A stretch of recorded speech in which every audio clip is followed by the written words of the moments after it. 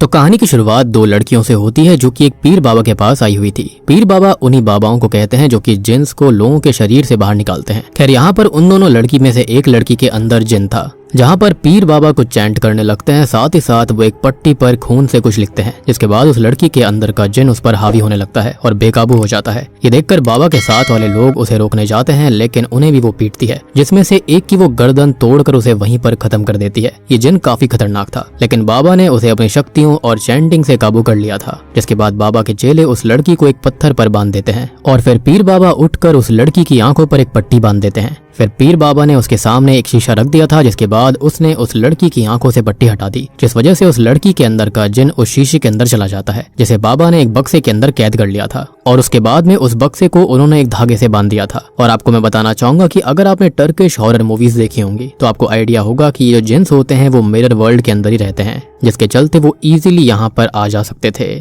खैर इसके बाद सीन मलेशिया की तरफ आता है, जहाँ पर शक्ति नाम का एक व्यक्ति था जो कि एक बैंड का हिस्सा होता है। शक्ति वहीं पर एक पूजा नाम की लड़की को काफी पसंद करता था और आज शक्ति के दोस्त उसे पूजा को प्रपोज करने के लिए कहते हैं। शक्ति कई दिनों से इसके बारे में सोच रहा था, लेकिन आज फाइनली वो दिन आ गया था जब शक्ति पूजा को प्रपोज करेगा। अब वो पूजा के पास जाता है, लेकिन शक्ति से पहले उसे कोई दूसरा ही लड़का प्रपोज कर देता है और पूजा ने उस लड़के को एक्सेप्ट कर लिया था। इससे शक्ति को काफी ज्यादा दुख होता है और वो सैडनेस में डूब गया था। अब वो एक कैफे के अंदर बैठा हुआ था कि तभी उसके पास उसके घर से कॉल आता है, जिसमें उसका पूरा परिवार होता है। अब बात करें उसके परिवार के बारे में तो उसके अंदर उसके पिताजी, उसकी दादी, उसकी बहन अनीता, अनीता का पति और उनका बच्चा सिम्बू था, मतलब कि शक्ति का भांजा। खैर अब शक्ति की दादी उससे ये पूछती है कि उसे कोई लड़की वगैरह पसंद आई या फिर वो डेट वगैरह पर गया, लेकिन शक्ति उन्हें कुछ भी नहीं बताता। खैर तभी अनीता उसे अपने फोन में लड़कियों के फोटो दिखाने लगती है। अब इसी बीच सिम्बू कहता है कि उसे हैरी पॉटर वाली एंटीक वॉच चाहिए, जो कि इंडिया में नहीं मिल रही थी, जिस पर शक्ति उसको कहता है कि वो वॉच जरूर लेकर आएगा। खैर अब अगले दिन शक्ति एक एंटीक शॉप के अंदर जाता है, जहाँ पर वो उस वॉच को लेने गया था, लेकिन शॉकिंगली उसे वहाँ पर वही बक्सा मिलता है जिसके अंदर बाबा ने उस जिन को कैद करा था। अब शक्ति उस बक्से को छूता है और इसी बीच शॉप ओनर वहाँ पर आ जाता है और उसे चीजों को छूने से मना करता है। तब शक्ति बताता है कि वो यहाँ पर हैरी पॉटर वाली एंटीक वॉच लेने आया है, जिस पर वो ओनर उस वॉच को ढूंढने लगता है और तभी उसके पास एक कॉल आ गया था। अब कॉल के जरिए उसको बताया जाता है कि वो 5 लाख की लॉटरी जीत गया है और ये सुनकर शक्ति खुश भी होता है और हैरान भी होता है। उसे लग रहा था कि ये सब उस बक्से को छूने की वजह से हुआ था। अब वो उस ओनर से ये पूछता है कि ये बक्सा कितने का है। तब वो बताता है कि ये बक्सा बिकाऊ नहीं है और इस बक्से के अंदर एक जिन मौजूद है।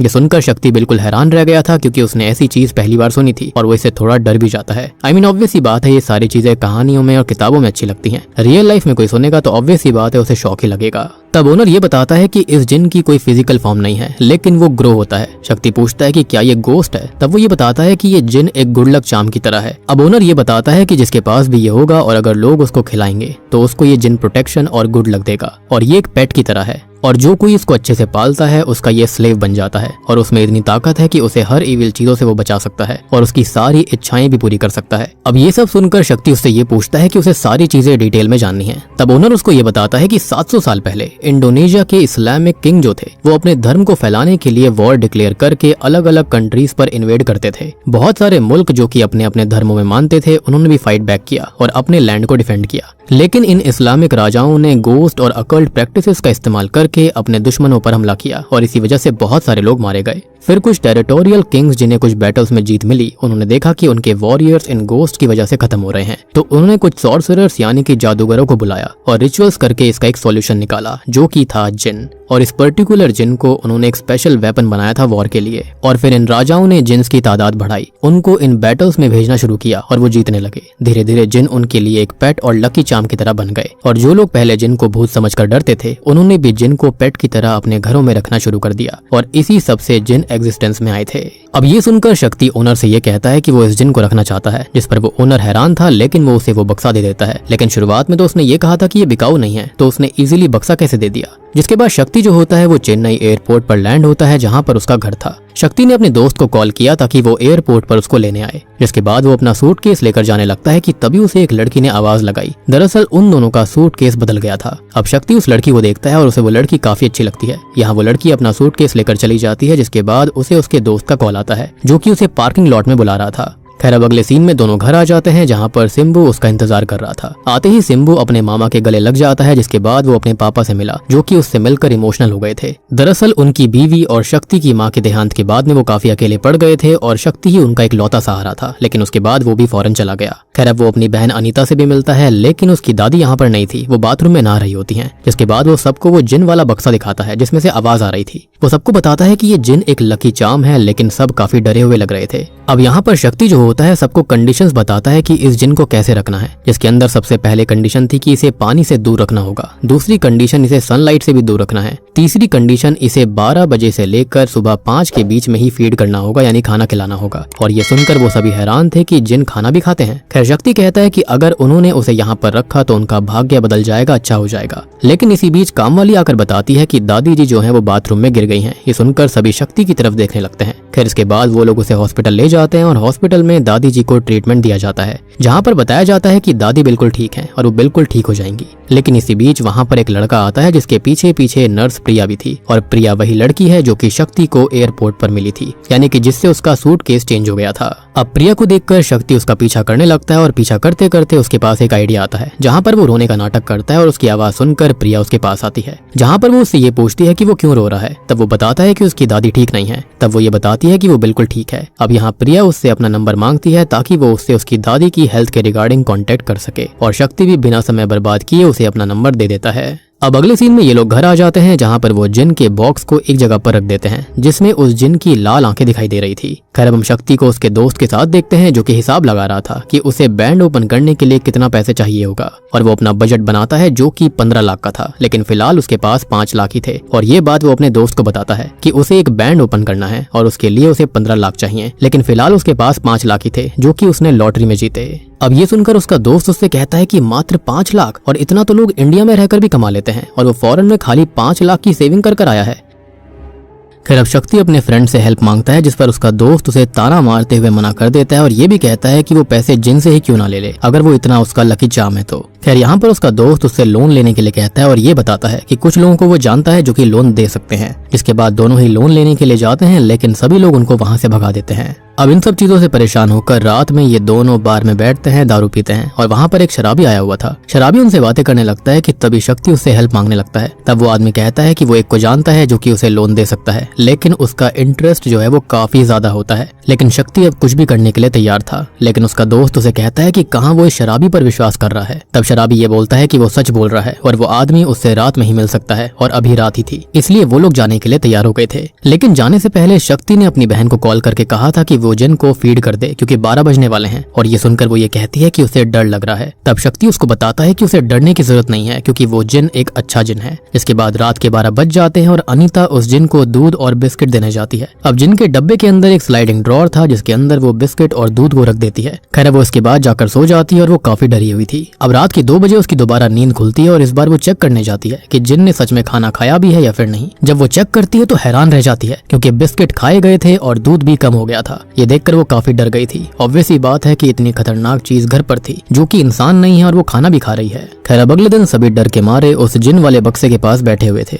वहाँ पर तभी शक्ति आता है और शक्ति को उसके पिताजी ये कहते हैं कि यह काफी खतरनाक है और इससे घर के सदस्य डरे हुए हैं। लेकिन शक्ति कहता है कि ये गुड लक है, क्योंकि इसी की वजह से उसको लोन मिला। खैर अब सीन आगे बढ़ता है, जहाँ पर शक्ति सभी घर वालों के बाहर जाने का इंतजार कर रहा था, क्योंकि उसे प्रिया को कॉल करना था। लेकिन आज कोई भी बाहर नहीं जाता। साथ ही साथ उसकी बहन अनीता भी प्रेग्नेंट थी, तो वो उसे चेकअप करवाने के लिए बाहर भेज रहा था, लेकिन वो नहीं जाती। इसी बीच उसके पास उसके फ्रेंड का कॉल आता है जो कि उसको बुला रहा होता है। अब शक्ति जल्दी से उसके पास जाता है, लेकिन उसने शक्ति को सिर्फ इसलिए बुलाया था क्योंकि उसकी चाय वाले से बहस हो गई थी। अब शक्ति उसको डांट रहा होता है कि उसने इतनी सी बात के लिए उसे यहाँ पर बुला लिया, कि तभी उसे किसी गाड़ी के टकराने की आवाज आती है और शक्ति जल्दी से स्पॉट पर जाता है, जहाँ पर एक स्कूटर ने एक रिक्शा वाले को टक्कर मार दी थी और स्कूटी पर प्रिया ही होती है। यहाँ पर प्रिया काफी रो रही थी क्योंकि रिक्शा वाला उसको डांट रहा था। तब शक्ति बीच में आकर उसको डिफेंड करता है और रिक्शे वाले को एक थप्पड़ मार देता है, जिसके बाद वो देखता है कि प्रिया के हाथों पर चोट लग गई थी। और ये देखकर वो प्रिया को कहता है कि वो उसके घर चले जो कि पास में ही था। खैर अब वहीं पर वो उसकी ड्रेसिंग कर देगा, जिसके बाद प्रिया उसके साथ जाने लगती है। और जाने से पहले शक्ति प्रिया के स्कूटर को अपने साथ लाने की कहता है। जिसके बाद शक्ति उसे घर लेकर आता है, जहाँ पर वो सबसे मिलती है। यहाँ शक्ति उसको फर्स्ट एड भी देता है और फिर वो सबसे बातें करती है। आप मतलब देख रहे हो, यहाँ पर वो उसको कॉल ही करने वाला था, लेकिन शायद से जिन की शक्ति की वजह से प्रिया उसके घर पर ही आ गई। खैर अब यहाँ पर सभी लोग उसके साथ अच्छे से बात करते हैं और फिर अब बारी आती है उसके जाने की। शक्ति अब प्रिया को उसके घर छोड़ने जाता है। उसके घर के बाहर वो उसको थैंक्स भी कहती है। अब प्रिया शक्ति को बताती है कि उसे उसका परिवार काफी पसंद आया। वो ये भी कहती है कि जब वो एयरपोर्ट पर मिले थे तब उसे उससे कनेक्शन फील हुआ था, जिसके बाद वो हॉस्पिटल में मिले और आज वो उसके घर पर आई और वो सब कुछ काफी सही था। और शक्ति जो होता है वो चुपचाप शर्मा कर उसकी बातें सुन रहा था। तब प्रिया उससे कहती है कि क्या वो कुछ नहीं कहेगा।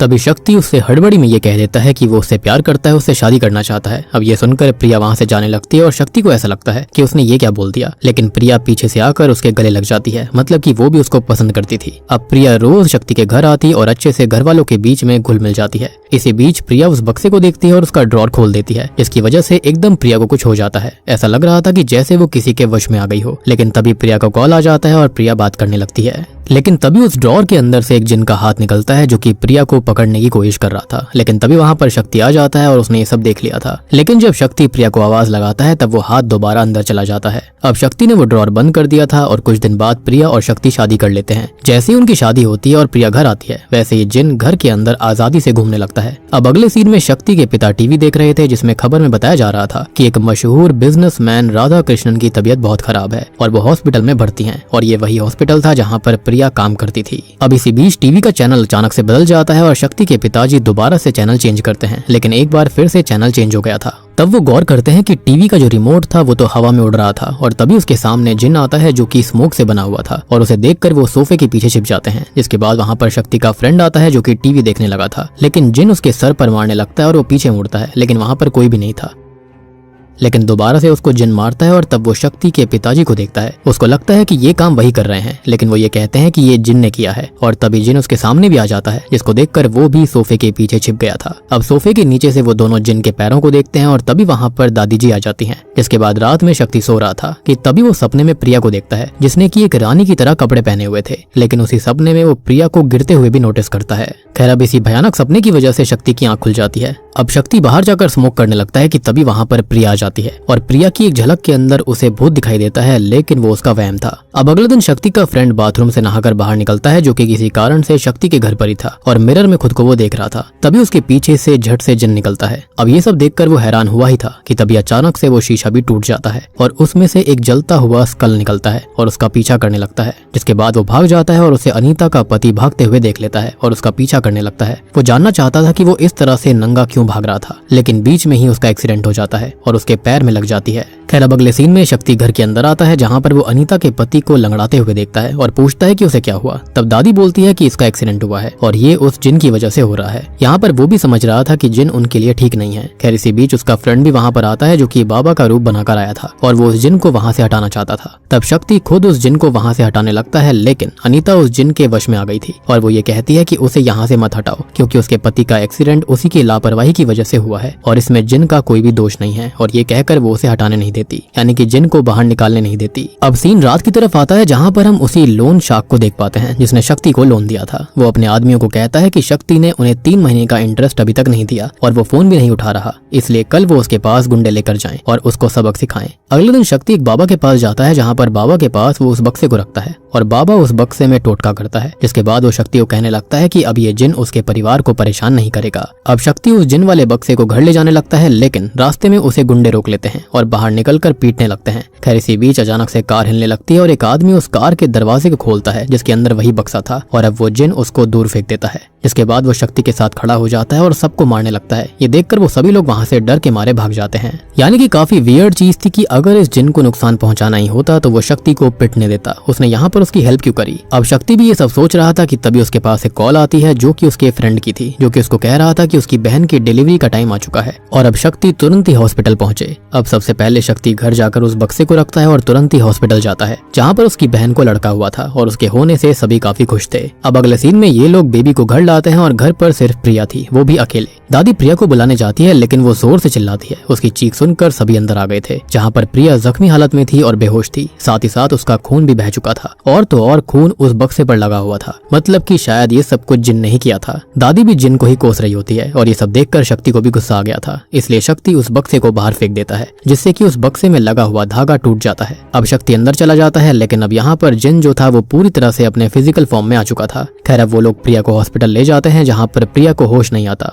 डॉक्टर से बात करने पर शक्ति को पता चलता है कि प्रिया कोमा में है और कब तक बाहर आएगी कुछ भी कहा नहीं जा सकता। ये सब हुआ था ब्रेन ट्रॉमा की वजह से, यानी कि उसके सर पर किसी ने हिट किया था। अब शक्ति घर वालों को झूठ बोलता है कि प्रिया सही हो जाएगी और वो बिल्कुल ठीक है। खैर अब इतना कहकर वो उनको घर भेज देता है और खुद वहीं पर रुकता है। अब सीन बदलता है, जहाँ पर प्रिया के वार्ड में कोई आकर उसका ऑक्सीजन मास्क उतार देता है। इस बात से अनजान शक्ति बाहर ही घूम रहा था, तभी जिन उसको पलस करके जल्दी से अंदर ले जाता है और प्रिया को वो मास्क दोबारा पहना देता है। मतलब कि यहाँ पर जिन उनकी हेल्प कर रहा था, लेकिन ऐसा हो क्यों रहा था? I mean, यहाँ पर कुछ चीजें ऐसी हो रही है जैसा लग रहा है कि जिन यहाँ पर उसे मारना चाहता है, लेकिन अगले ही पल वो उनकी हेल्प करने लगता है, जो कि काफी वियर्ड चीज थी। खैर अब जिन उसकी बॉडी से बाहर आ जाता है और शक्ति काफी कंफ्यूज्ड हो गया था कि यहाँ पर वो कैसे आया। तब जिन उससे बात करने लगता है। यहाँ पर शक्ति समझ चुका था कि ये जिन है। वो जिन को कहता है कि क्या वो प्रिया को चेक करने आया था कि वो मरी या फिर नहीं। इस पर जिन कहता है कि उसी ने रानी को बचाया है, अगर वो नहीं होता तो वो मारी जाती। अब यहाँ पर जिन प्रिया को रानी और शक्ति को राजा कह रहा था, जो कि और भी ज्यादा वियर्ड बात थी। लेकिन आपको एक बात याद होगी कि आज से 700 साल पहले इन जिन्स को राजाओं ने ही बनाया था, या फिर ये कहें कि किसी काले जादू से। अब शक्ति जो होता है वो तभी जिन को सामने आने के लिए कहता है और जिन उसके सामने आ गया था, जिसको देखकर वो काफी डर जाता है। तब जिन कहता है कि अभी इन सब का वक्त नहीं है और उन्हें उस आदमी को पकड़ना होगा जिसने प्रिया का मास्क उतारने की कोशिश करी और वो बाहर ही मौजूद है। अब ये सुनकर शक्ति उसे रोकने जाने लगता है और जिन ये कहता है कि वो उसकी हेल्प कर सकता है, लेकिन वो उसकी हेल्प के लिए मना कर देता है। इसके बाद शक्ति को वो आदमी मिल जाता है और उसने डॉक्टर की ड्रेस पहनी हुई थी। यहाँ पर वो आदमी शक्ति को पीटता है और बहुत ज्यादा पीटने लगता है। शक्ति को जिन की मदद लेनी पड़ती है, लेकिन जिन एक शर्त पर उसकी हेल्प करता है और वो शर्त ये थी कि अब से कभी भी शक्ति उसके बक्से को या फिर उसे उसके घर के बाहर नहीं निकालेगा। और ये बात सुनकर शक्ति उसे हाँ कर देता है। और अब बस इतना कहने की देरी थी कि शक्ति के अंदर जिन तुरंत ही प्रवेश करके उस आदमी को बहुत पीटता है और इसी लड़ाई में वो आदमी नीचे गिरकर मारा जाता है। लेकिन जिन और शक्ति दोनों ये नहीं चाहते थे। खैर उनको किसी ने देखा नहीं था तो ज्यादा दिक्कत भी नहीं होती। खैर इसके बाद ये लोग वार्ड में जाते हैं, जहाँ पर शक्ति जो होता है वो जिन को ही प्रिया की इस हालत का जिम्मेदार बता रहा था। लेकिन जिन ये बताता है कि ये सब उसने नहीं बल्कि उन गुंडों ने किया है जो कि उसके घर तक आए थे। लेकिन वो जिन जो था वो रानी को यानी कि यहाँ पर प्रिया को बचा नहीं पाया, क्योंकि शक्ति और उसके परिवार वालों ने उसको फीड नहीं किया था, जो कि उसकी एनर्जी के लिए जरूरी है, और इसलिए वो थककर सो गया। और ये सुनकर शक्ति को एहसास होता है कि ये जिन तो वाकई में अच्छा है। जिसके बाद जिन उसे पूरी कहानी बताता है कि आखिरकार वो उसकी मदद कर क्यों रहा था। और दोस्तों अब यहाँ पर खुलते हैं इस कहानी के असली पत्ते। तो अब कहानी दोबारा से इंडोनेशिया के एक राजा पर जाती है जिसने कई युद्ध जीत लिए थे जिनके बदौलत, जिसके बाद वो अपने किंगडम में सुख से रहने लगा। राजा की एक बीवी भी थी जिससे वो बहुत प्यार करता था, लेकिन राजा का जो मंत्री था वो कपटी था। वो किसी तरह से राजा का पैसा दौलत हथियाना चाहता था। अब इस चीज के लिए मंत्री ने कई प्रयास किए, लेकिन जिन ने उसकी किसी भी योजना को सफल नहीं होने दिया। लेकिन एक दिन मंत्री ने एक जगह युद्ध करवाया जिसमें लड़ने के लिए राजा चला गया, और यहाँ पर उसके जाने के बाद मंत्री ने एक सॉर्सरर को महल के अंदर बुलाया और जिन को एक मिरर वाले बक्से में डाल दिया, जिससे कि जिन बाहर नहीं निकल सकता था। साथ ही साथ उसने एक इविल जिन को समन किया और उस जिन के साथ मिलकर उसने रानी को मरवा दिया। और जो जिन का बक्सा था उस बक्से के अंदर इविल जिन रहने लगा था। जब राजा वापस आया तब वो डिप्रेशन में चला गया क्योंकि उसकी बीवी नहीं बची थी। जिसके बाद मंत्री ने बताया कि वो जिन ही इसका कारण है, और ऐसे ही एक दिन राजा ने उस इविल जिन को रंगे हाथों पकड़ लिया और उसे उस बक्से के अंदर कैद करके समुद्र में फिकवा दिया। खैर अब होता यह है कि कुछ समय के बाद में राजा की मृत्यु हो जाती है, और यही चीज तो मंत्री चाह रहा था। अब राजा के खत्म होने के बाद में मंत्री राजा बनता है और वो काफी निर्दयी था, यानी कि अपने राज्य में उसने काफी ज्यादा दिक्कत फैलाई। अच्छा जिन जो कैद हो रखा था उसने फिर दोबारा कभी निकलने की कोशिश नहीं करी, क्योंकि वो हताश था। वो अपने राजा को नहीं बचा पाया, ना ही अपनी रानी को। अब जो इविल जिन था वो समुद्र के रास्ते कई जगह गया और उसने कई लोगों को मार दिया, लेकिन उसे अब राजा से बदला लेना था क्योंकि राजा ने उसे फिकवा दिया था। लेकिन उसके लिए उस इविल जिन ने कई सालों तक इंतजार किया ताकि अगला इंसानी जन्म होने पर वो उसे मार सके। लेकिन अब उस जिन का किसी को भी पता नहीं है कि वो कहाँ पर है। और ये जो अच्छा जिन था उसने भी 700 सालों तक इंतजार किया है। लेकिन यहाँ ये जो अच्छा जिन है जो कि अभी फिलहाल यहाँ पर शक्ति के पास है, उसने भी 700 सालों तक इंतजार किया कि कब राजा और रानी का पुनर्जन्म होगा। और अब 700 साल बाद राजा और रानी का जन्म हो चुका था, और वो कोई और नहीं बल्कि शक्ति और प्रिया थे। और इसलिए यहाँ पर इन दोनों की शादी भी हुई। शक्ति ये पूछता है कि जन्म तो उसका पहले भी हुआ होगा। तब वो बताता है कि जन्म तो हुआ था, राजा और रानी भी साथ थे, लेकिन शक्ति कभी इंसान बना तो कभी जानवर, और जब शक्ति इंसान बना तो प्रिया जानवर बन गई। यानी कि दोनों का इंसानी रूप अब 700 साल बाद आया था। अब तभी दूसरी ओर हम एक आदमी मोहन को देखते हैं जो कि एक बुरा बिजनेसमैन था। हाल ही में ही राधा कृष्णन नाम के बिजनेसमैन की मौत हुई थी और यही सेम खबर न्यूज पर भी आ रही थी। अब जो मोहन होता है वही उनके करीबी था और राधा कृष्णन की कोई संतान नहीं थी, इसलिए मोहन अपने बेटे को राधा कृष्णन की कंपनी का CEO बनाना चाहता था और उसके फेवर में सब थे और वही राधा कृष्णन के करीबी भी था। जिसके बाद मोहन अपने बेटे से मिलने जाता है। खैर इसी बीच वहाँ पर कुछ गुंडे आते हैं जिन्होंने राधा कृष्णन के बेटे को बताया कि प्रिया जिंदा है। दरअसल यही वो लोग हैं जिन्होंने प्रिया को मारने की कोशिश करी थी और अब ये लोग ऐसा क्यों चाहते थे वो आपको मैं थोड़ी देर में समझाऊंगा। खैर इसके बाद डॉक्टर शक्ति को बुलाता है जहाँ पर उसने ये कहा कि वो प्रिया को घर ले जा सकता है। अब अगले सीन में वो प्रिया को घर ले आया था और यहीं से उसका ट्रीटमेंट होने वाला था। अब शक्ति सभी परिवार वालों को बताता है कि जो जिन उनके साथ में है उसका इसमें कोई भी हाथ नहीं है, उल्टा वो उनको बचा रहा था। यहाँ पर शक्ति की बातें काफी गहरी थी। सब शक्ति को समझ जाते हैं जिसके बाद शक्ति जिन को सबके सामने आने के लिए कहता है और तभी वो जिन सबके सामने प्रकट हो गया था। अब ऑब्वियसली बात है उसको देखकर सभी डर जाते हैं और वो एक एक करके जिन से मिलकर वहां से जा रहे थे। अब सबसे आखिर में उससे शक्ति के पिता मिलते हैं और ये कहते हैं कि प्रिया उनकी बेटी जैसी है और जिन को किसी भी हालत में उसे सुरक्षित रखना होगा। अब यहाँ पर जिन उनसे वादा करता है कि वो प्रिया को कुछ भी होने नहीं देगा। अल्टीमेटली वो उसकी रानी साहिबा थी। अब अगले सीन में शक्ति और उसका दोस्त जिन को रेस्टोरेंट लेकर गए थे जहाँ पर वो दोनों उससे बात कर रहे होते हैं, लेकिन जिन दूसरों को नहीं दिख रहा होता, इसलिए सभी लोग उनको पागल समझ रहे थे और एक लड़की तो वीडियो बनाकर सोशल मीडिया के ऊपर वायरल भी कर देती है। अब अगले सीन में मोहन का लड़का अपने आदमियों से मिलता है जो कि उस आदमी के साथ थे जिन्होंने प्रिया को मारने की कोशिश करी थी। वो आदमी अभी भी जिंदा था, बस अपनी आखिरी सांसें ले रहा था। और इसी बीच होता यह है कि टीवी न्यूज के अंदर वही वीडियो आने लगती है जिसमें शक्ति उस जिन से बात कर रहा था और उनकी वीडियो बहुत ही ज्यादा वायरल हो गई थी। ये देखकर वो आदमी टीवी की तरफ इशारा करता है और मारा जाता है। अब मोहन का बेटा ये देखता है और काफी गुस्से से भर जाता है। वो प्रिया को मारना चाहता था लेकिन उसको समझ आ चुका था कि इस बीच शक्ति आ चुका है और उसे पहले उसे मरवाना होगा।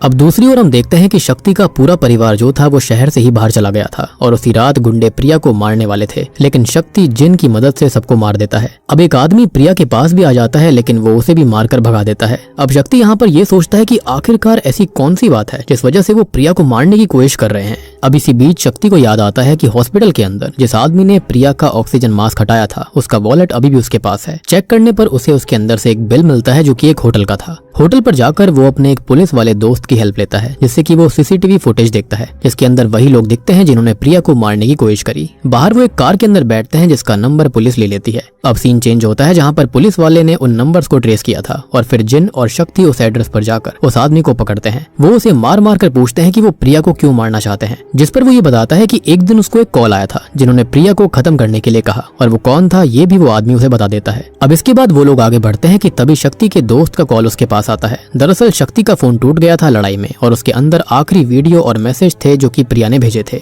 इसलिए उसके दोस्त ने उस फोन को ठीक करवाया था। जिसके बाद शक्ति अपने दोस्त के पास आया और उसके अंदर उसको एक वीडियो मिलती है जो कि प्रिया ने भेजी थी। और अब उस वीडियो के अंदर ऐसा क्या था ये चीज हमको फ्लैशबैक के जरिए दिखाई जाएगी। तो ये तब की बात है जब राधा कृष्णन की हालत काफी खराब थी, क्रिटिकल थी और राधा कृष्णन उन्हीं के हॉस्पिटल में भर्ती थे, यानी कि RK हॉस्पिटल में, और यहीं पर प्रिया भी काम करती थी। जब प्रिया राधा कृष्णन के साथ थी तब वो उनका ब्लड प्रेशर चेक करके हाथ धोने गई थी कि इसी बीच मोहन वहाँ पर आ जाता है जिसके इरादे ठीक नहीं थे। वो राधा कृष्णन की ड्रिप के अंदर पॉइजन मिलवा देता है, यानी कि जहर मिलवा देता है और उनके अंगूठे का निशान वो पेपर पर ले लेता है और ये सब वो कर रहा था प्रॉपर्टी और शेयर्स के लिए। अब हुआ ये था कि ये सब प्रिया ने देख लिया था और वो इसकी ही वीडियो बना लेती है, लेकिन उसको वो पकड़ लेते हैं। उन्हें पता चल गया था कि प्रिया ने वीडियो बनाई है, इसलिए प्रिया वहां से भागने लगी, लेकिन गुंडे उसके पीछे पड़ गए थे। दूसरी ओर मोहन अपने बेटे अशोक के पास गया और अशोक को उसने बताया कि वो पहले राधा कृष्णन का मैनेजर था। राधा कृष्णन की कोई संतान नहीं है और उनकी बीवी के बाद अशोक को वो अपना बेटा मानते थे और वो उसे अपनी प्रॉपर्टी और शेयर्स देना चाहते थे। लेकिन फिर एक दिन राधा कृष्णन को किसी और लड़की से प्यार हो गया और उन्होंने उससे शादी कर ली, जिसके बाद उनकी बेटी हुई। लेकिन इस बात से अनजान राधा कृष्णन के पीठ पीछे माँ को मोहन ने मरवा दिया और जो बेटी थी उसको अपने आदमी के हाथ दे दी ताकि वो उसको डंप कर सके। लेकिन उस आदमी ने उस लड़की को चर्च के गेट पर छोड़ दिया और वो लड़की आज भी जिंदा है, जो कि कोई और नहीं बल्कि प्रिया है। जी हाँ, और यहाँ पर वो प्रिया को मारने के लिए कहता है क्योंकि प्रिया जिंदा रही तो वो राधा कृष्णन की लीगल वारिस बन जाएगी।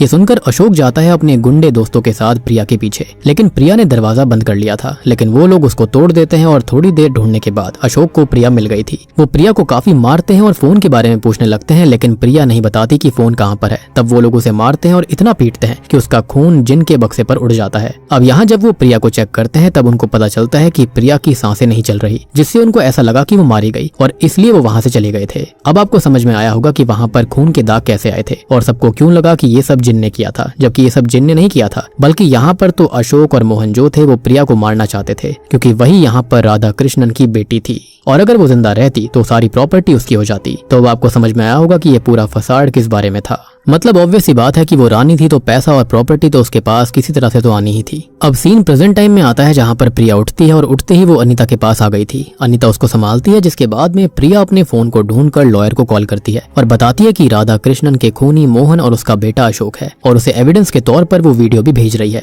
जिसके बाद जो लॉयर होता है ये सारी चीजें प्रेस कॉन्फ्रेंस में सबके सामने बता देता है, जिससे कि मोहन एक्सपोज हो गया था। जिसके थोड़ी देर बाद वहाँ पर कुछ गुंडे आकर प्रिया को अगवा कर लेते हैं और ये सब अनीता के सामने होता है, लेकिन वो कुछ कर नहीं पाती। खैर अब इसके बाद वो शक्ति को कॉल करके सारी बात बताती है और दूसरी ओर हम मोहन को देखते हैं जो कि उस पीर बाबा के पास जाता है, क्योंकि मोहन जान चुका था कि उसका मुकाबला किसी आम आदमी से नहीं था। अब पीर बाबा उसको बताते हैं कि उनका मुकाबला जिन से है और वो जिन 700 सालों से बदले की तलाश में है, मतलब कि मंत्री से बदला लेना।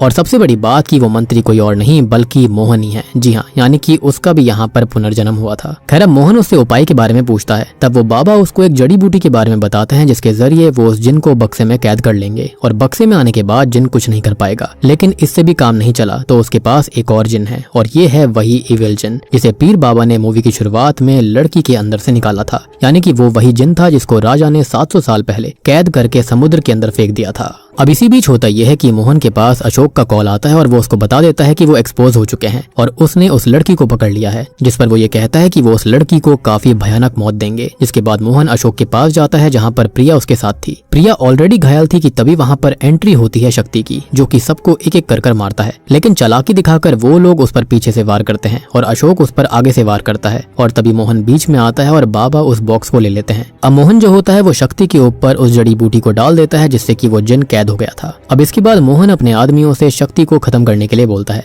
खैर इसी बीच उसे मारते वक्त पाइपलाइन डैमेज हो जाती है जिससे कि पानी बक्से पर गिर गया था और पानी गिरने से वो जिन आजाद हो चुका था। वो जिन मोहन को एक ही झटके में मार कर गिरा देता है। मोहन ठीक उस इविल जिन के बक्से के सामने गिरा था, इसलिए वो उसे आजाद कर देता है और वो खुद भी मारा जाता है। अब यहाँ होती है शैतानी और अच्छे जिन की फाइट, जो कि काफी देर तक चलती है, लेकिन आखिर में अच्छा जिन जो होता है वो जीत जाता है और वो इविल जिन को पूरी तरह से मिटा चुका था और कुछ इस तरह से ये लोग इनसे जीत जाते हैं। अब मूवी के एंडिंग सीन में सारे लोग एक साथ थे और जिन भी उनके साथ होता है और अब वो आखिरी सांस तक राजा और रानी का सेवक रहेगा, या फिर ये कहा जाए कि पेट रहेगा, जैसा कि 700 साल पहले हुआ था। और अब सबसे बड़ी बात कि राधा कृष्णन की बेटी प्रिया थी जिसके पास काफी सारी प्रॉपर्टी भी आ चुकी थी। और इसी गुड एंडिंग के साथ में ये मूवी यहीं पर खत्म हो जाती है।